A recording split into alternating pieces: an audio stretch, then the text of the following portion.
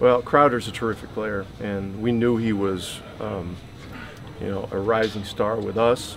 You know, we had heard good things about Powell, and after the trade, I talked to Brad, and Brad said, "Hey, you know, we really like this guy. Didn't want to give him up, but they had to put some other things in the deal." So Powell's worked extremely hard. You know, he's a guy that has great energy. He goes hard all the time. He's got skill, and he's a great worker. So, you know, we've really needed him this year, and he's stepped up, and he's played well, and he's playing two positions, and he's, you know, defending multiple positions. So he's really an important guy for us. Rick, what have you seen on Marcus Smart and how he's been able to be so successful? Well, he's a terrific two-way player. You know, he's a guy that can guard any perimeter position. He's got great strength. He's got the ability to shoot the ball long range. You know, he really hurt Oklahoma City with his post-up game, you know, with his power on the inside. And it's just, you know, he's a big-time competitor. You know, I mean, with him, Crowder, and Bradley, you know, on the perimeter, and those guys' ability to guard the ball and get after the ball, you know, they have some real weapons there defensively. Coach, you've had one of the highest scoring benches your whole time pretty much in Dallas. What exactly do you need from this actual current bench this season? Well, we've constructed a deep roster, and the reason is obvious. It's a long season.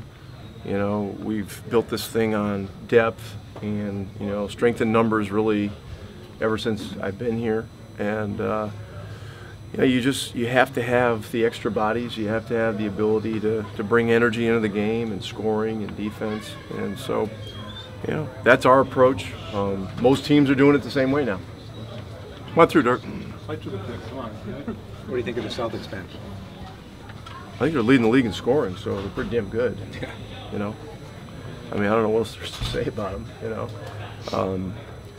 and they've got an overflow of good players. I mean, there aren't enough minutes for all their big guys, and they've got, you know, a couple of their big guys that are playing relatively low minutes just because there's only a finite number of minutes. So, you know, they're in a strong position, and those guys all have value. And, you know, yeah, I give Danny Ainge a lot of credit for the way he's turned the roster around and accumulated assets.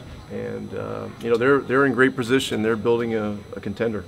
Rick, as you get the opportunity to play in more close games like Monday night, how do you feel like your late game execution and how Deron specifically is running the offense? How do you feel like that's developing in those late game situations? Well, we haven't had a lot of these. You know, the preseason was, you know, kind of an anomaly just because of everything that was going on with guys sitting out, injuries, and rehab guys. So, you know, we're picking up these end-of-game situations a bit on the fly, and you know, we did a good job closing the game the other night. It's a hard game with scrappy defenders and a desperate team, and there will certainly be many more of those. So, you know, we got to keep building on that. Celtics are celebrating the 30 years anniversary of the '86 title team here. Do you think that's the best team of all time? Yes. It's either that or the 2011 Mavericks team. And I would give a slight nod to the '86 team. Which had a better bench? Which had a better bench? Yeah. Oh, wow. It's a tough one. I'll have to get back to you on that. You remember on McHale? Yeah. Sorry. What's that? I'm sorry. Oh, I talked about that this morning. You know, I was very, you know, extremely surprised that you know, McHale was let go. You know, here's a guy that has such amazing integrity as a person.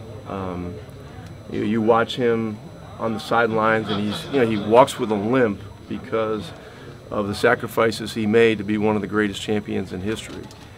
And you know, he loves and respects the game so much.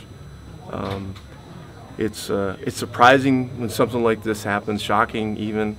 But he's going to be fine. He's going to get a chance to get some rest here.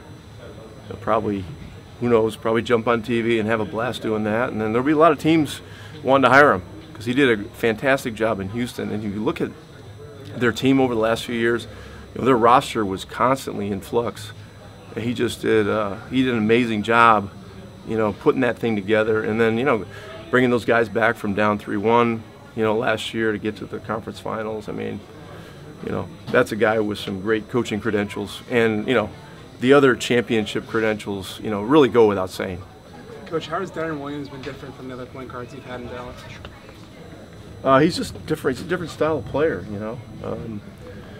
We haven't had, well, actually, Jason Kidd was a bigger type point guard, but Jason wasn't the same kind of scorer that Deron is. I've been such a huge admirer of Deron's game for so many years. We were thrilled to have the opportunity to acquire him and bring him back home. He had a frustrating preseason because of nagging injuries and things like that, but he's been able to get some rhythm and get some I think continuity with new teammates and stuff like that, and he's terrific, and I've really enjoyed working with him, and just looking forward to keeping moving forward with him.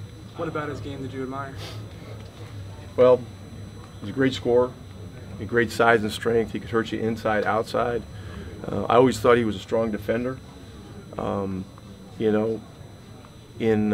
Utah, he had some monster games against us, and we played them more frequently. When he was in the West, and then whenever we played Brooklyn, he teed off on us big time, especially when he came back to Dallas. So I was anxious to get him back home, playing on our team instead of somebody else's.